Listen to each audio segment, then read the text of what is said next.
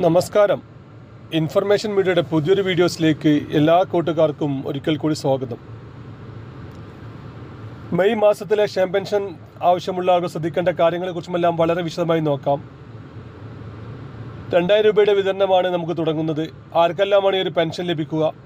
തുടർന്ന് നിങ്ങൾക്ക് മുടക്കമില്ലാതെ പെൻഷൻ ലഭിക്കണമെങ്കിൽ എന്തെല്ലാം കാര്യങ്ങളാണ് ശ്രദ്ധിക്കേണ്ടത്? പുതിയ സർക്കാർ അധികാരത്തിൽ വന്നതിന് ശേഷം പെൻഷൻ കാര്യത്തിൽ എന്തെല്ലാം കാര്യങ്ങളൊക്കെ ചെയ്യാൻ ഉദ്ദേശിക്കുന്നത് എന്നതിനെക്കുറിച്ചുമെല്ലാം വളരെ വിശദമായി നോക്കാം. അതിനു മുന്നോടിയായി ഇൻഫർമേഷൻ മീഡിയയുടെ വീഡിയോസ് നിങ്ങൾ ആദ്യമായിട്ടാണ് കാണുന്നതെങ്കിൽ ചാനൽ സബ്സ്ക്രൈബ് ചെയ്യാൻ മറക്കരുത്. നമ്മുടെ ഈ ചാനലിൽ ഒരു തരത്തിലുള്ള മതപരമായ കാര്യങ്ങൾ, രാഷ്ട്രീയപരമായ കാര്യങ്ങളൊന്നും വരുന്നതല്ല. ഗവൺമെൻറ്റിൽ നിന്ന് ലഭിക്കുന്ന സേവനങ്ങൾ, ആനുകൂല്യങ്ങൾ, അറിയിപ്പുകൾ എന്നിവയെക്കുറിച്ച് മാത്രമായിരിക്കും വീഡിയോസുകൾ വരുന്നത്. ശ്രദ്ധിക്കുക, ഗവൺമെൻറ് സേവനങ്ങളും അറിയിപ്പുകളും എപ്പോൾ വേണമെങ്കിലും പുതിയ മാറ്റങ്ങൾ വരാം. നിങ്ങൾക്ക് ഏറ്റവും പുതിയ അറിയിപ്പുകൾ ലഭിക്കാൻ ഇപ്പോൾ തന്നെ ചാനൽ സബ്സ്ക്രൈബ് ചെയ്ത് തൊട്ടടുത്തുള്ള ബെല്ലൈക്കൻ കൂടി ക്ലിക്ക് ചെയ്യുക. ഫേസ്ബുക്കിലാണ് വീഡിയോ കാണുന്നത്, ചാനൽ ഫോളോ ചെയ്ത് കൂടി വെക്കുക. നമുക്കറിയാം, കഴിഞ്ഞ പഞ്ചായത്ത് ഇലക്ഷൻ സമയത്താണ് സർക്കാർ 400 രൂപ വർദ്ധിപ്പിച്ച് 2000 രൂപയിലേക്ക് പെൻഷൻ എത്തിയത്. പുതിയ സർക്കാർ അധികാരത്തിലെത്തിക്കഴിഞ്ഞാൽ 3000 രൂപ പെൻഷൻ വർദ്ധിപ്പിക്കുമെന്ന് സർക്കാർ പറഞ്ഞിരുന്നു. എന്നാൽ ഈ ഒരു മാസവും അടുത്ത മാസത്തോടു കൂടി തന്നെയായിരിക്കും 2000 രൂപ നമുക്ക് മാത്രമേ ലഭിക്കുകയുള്ളൂ. അതിനുശേഷമായിരിക്കും പെൻഷൻ വർധനവിൻ്റെ കാര്യവും മറ്റു കാര്യങ്ങളും സർക്കാർ ചർച്ച ചെയ്യുകയുള്ളൂ എന്നാണ് ഇപ്പോൾ ഇന്നലെ നമുക്ക് മനസ്സിലാകുന്നത്.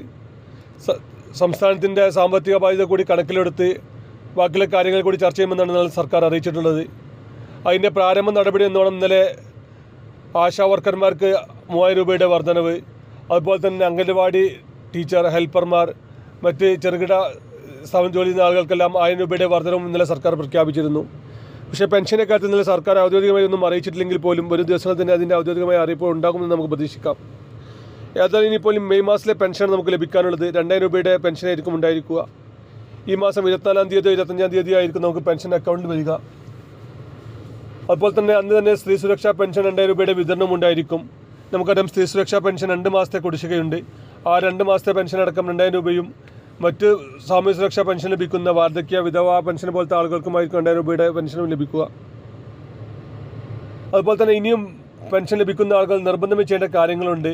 വരുമാന സർട്ടിഫിക്കറ്റ് നൽകാത്ത ഒരുപാട് ആളുകളുണ്ട്. അവർ എത്രയും പെട്ടെന്ന് തന്നെ വരുമാന സർട്ടിഫിക്കറ്റ് നൽകുക. ഇനി വളരെ കുറഞ്ഞ ദിവസങ്ങൾ മാത്രമാണ് ബാക്കിയുള്ളത്. നമുക്കറിയാം, ഇങ്ങനെയുള്ള കാര്യങ്ങൾക്ക് അവസാന തീയതി നല്ല തിരക്കായിരിക്കും. അതിന് കാത്തു നിൽക്കാതെ ഇപ്പോൾ തന്നെ വരുമാന സർട്ടിഫിക്കറ്റ് നൽകുക. പെൻഷൻ വാങ്ങുന്ന ആളുകൾ വരുമാന സർട്ടിഫിക്കറ്റ് നൽകണേ വേണ്ടയോ എന്ന് നമുക്ക് തന്നെ ചെക്ക് ചെയ്യാൻ സാധിക്കും. പെൻഷൻ പോർട്ടലിൽ പോയി ചെക്ക് ചെയ്ത് കഴിഞ്ഞാൽ നമുക്ക് നമ്മുടെ പെൻഷൻ സംബന്ധമായിട്ടുള്ള എല്ലാ കാര്യങ്ങളും അവിടെ അറിയാൻ സാധിക്കും. ഇതിൻ്റെ ലിങ്ക് ആവശ്യമുള്ള ആളുകൾ ലിങ്ക് എന്ന് കമൻറ്റ് ചെയ്ത് കഴിഞ്ഞാൽ നമ്മൾ ലിങ്ക് നൽകുന്നതാണ്. അതുപോലെ തന്നെ ഇനിയും പുതിയ പെൻഷൻ അപേക്ഷ സമർപ്പിക്കാത്ത ഒരുപാട് ആളുകളുണ്ട്. നിങ്ങളുടെ നാടുകളിൽ 60 വയസ്സ് കഴിഞ്ഞ ആളുകൾ, അങ്ങനെയുള്ള ആളുകൾക്കെല്ലാം ഇപ്പോൾ ഈ പെൻഷൻ അപേക്ഷ സമർപ്പിക്കാൻ സാധിക്കും. അതുപോലെ തന്നെ പുതിയ സർക്കാരിൻ്റെ ഒരുപാട് ആനുകൂല്യങ്ങൾ വരുന്നുണ്ട്. 40 വയസ്സ് കഴിഞ്ഞ ആളുകൾക്കും 50 വയസ്സ് കഴിഞ്ഞ ആളുകൾക്കെല്ലാം ഒരുപാട് ആനുകൂല്യങ്ങൾ വരുന്നുണ്ട്. ഇങ്ങനെയുള്ള ആനുകൂല്യങ്ങൾ നിങ്ങൾക്ക് തുടർന്ന് ലഭിക്കണമെങ്കിൽ ഇപ്പോൾ തന്നെ ചാനൽ സബ്സ്ക്രൈബ് ചെയ്തിട്ട് കൂട്ടുകാർക്ക് ഷെയർ ചെയ്ത് കൊടുക്കുക. നമുക്കൊരു പുതിയ വീഡിയോസുമായി കാണാം. അതുവരേക്കും എല്ലാ കൂട്ടുകാർക്കും നന്ദി, നമസ്കാരം.